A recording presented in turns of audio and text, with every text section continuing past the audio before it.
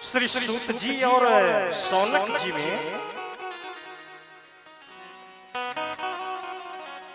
जो भागवत कथा का निरूपण चल रहा है, तो श्री सूत जी से शौनक जी ने पूछा कि भगवान की माया से पार होने का साधन बतलाइए।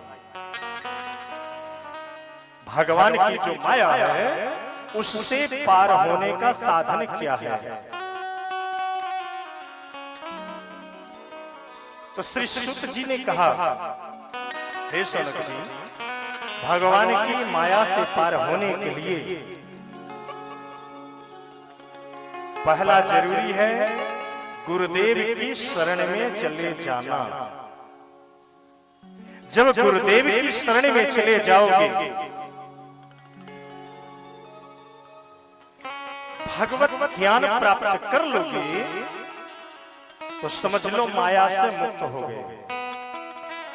जीवन में गुरु की कृपा अवश्य होनी चाहिए। जानते हैं, जिसके जीवन में गुरु की कृपा नहीं है,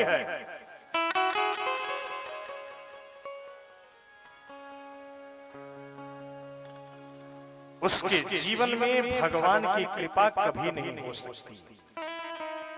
भगवान की कृपा तभी संभव है जब गुरु की कृपा हो।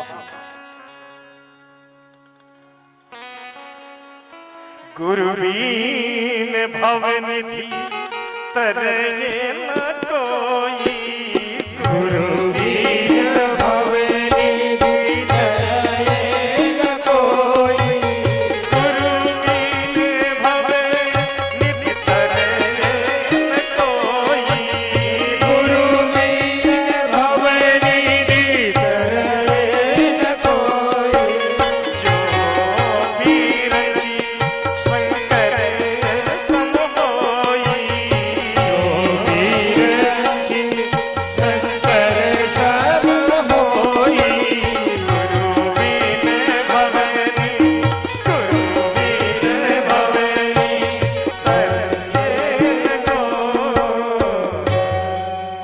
बिना गुरु की कृपा भवसागर पार होना मुश्किल है।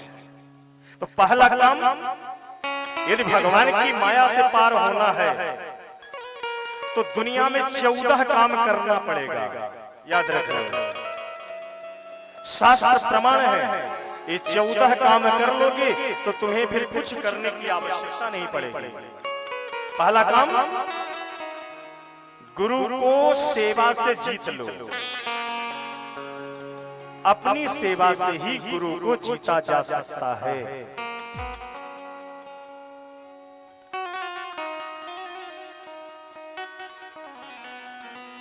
अब गुरु भी कैसा होना चाहिए? ऐसा नहीं कि अब जिसी को पाए उसी को गुरु बनाए लो। आजकल तो वैसा है कि गली गली में गुरु भटक रहे हैं। गलियन गलियन गुरु फिर रहे, हमसे दीक्षा ले हो। अब भाव क्या है? सरक जाओ चाहे नरक, धोती रुपया दे हो। तो चेलो वैसे मिलते हैं। पता चला कोरोना में गुरु बाबा निपट गए, तो चेला कहने लगे, अरे वाह, भलो भयो गुरु चल बसो, चेलन मिल गई चैन, छठे महीने आवते धोती रुपया ले। नियम बनाए देते हैं कि कान फुकाई लो, साल 6 महीना में तुम्हारे यहाँ आएंगे, दक्षिणा जरूर देना। अब बढ़िया दक्षिणा देना, तभी कल्याण होगा। ऐसा गुरु बनाने से तुम्हारा कल्याण होने वाला नहीं है। कल्याण होता है, गुरु होना चाहिए, वेदज्ञ होना चाहिए, ब्राह्मण होना चाहिए, शास्त्र पुराणों को समझाने में भी कुशल होना चाहिए। ऐसा गुरु होना चाहिए।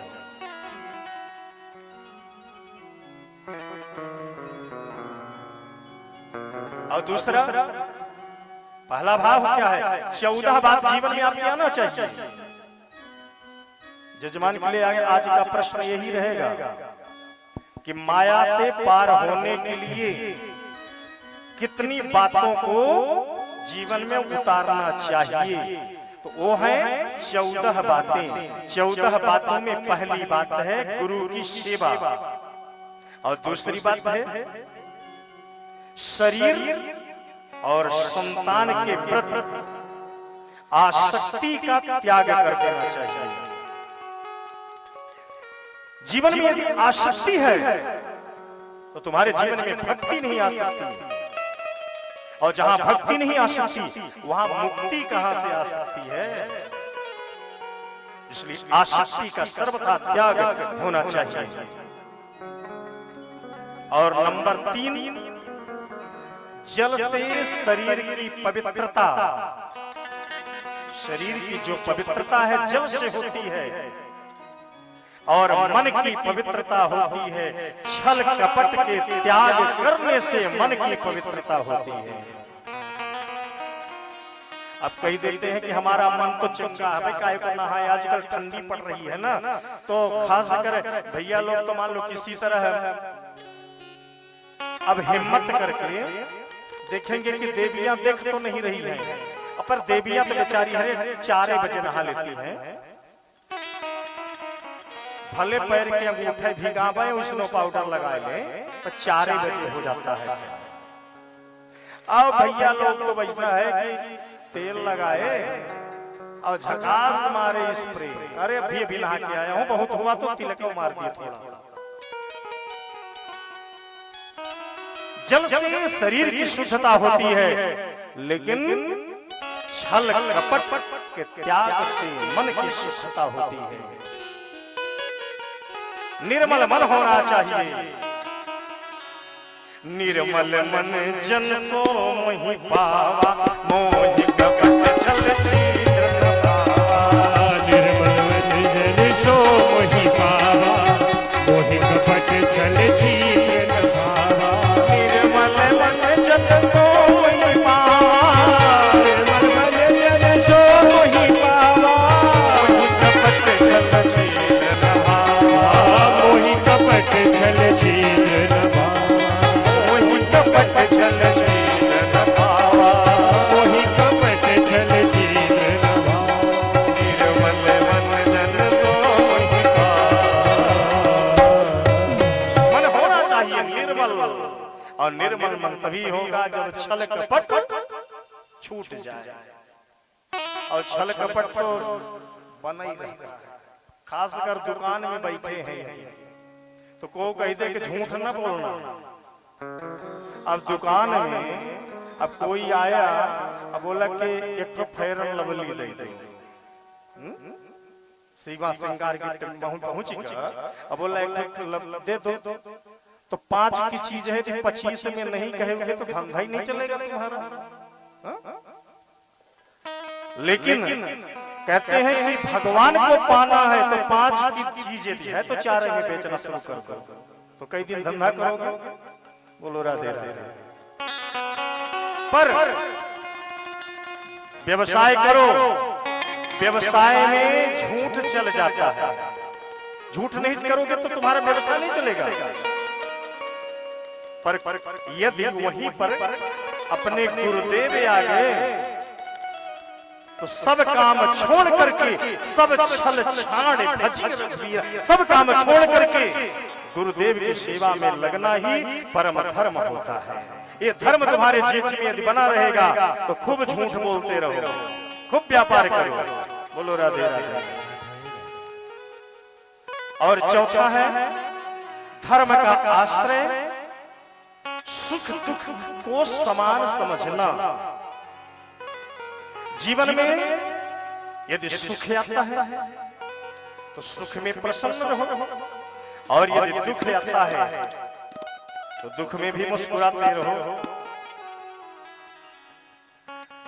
जो आए उसी में संतुष्ट रहो। और 5वीं बात है सर्वत्र ईश्वरीय सत्ता को समझना। हर जगह हरि व्यापक सर्वत्र समाना, हरि व्यापक सर्वत्र समाना, हरि व्यापक सर्वत्र समाना, हरि व्यापक सर्वत्र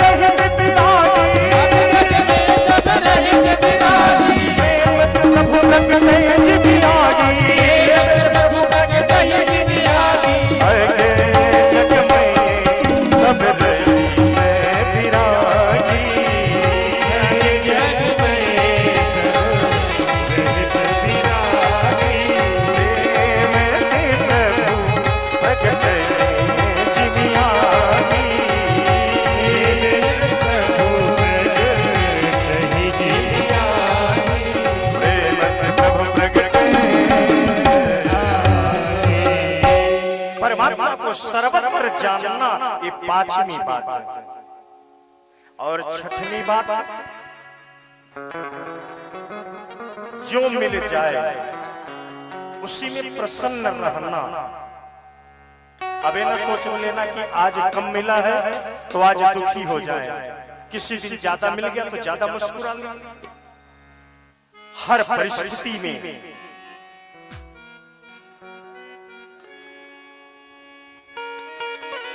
प्रसन्न रहना चाहिए।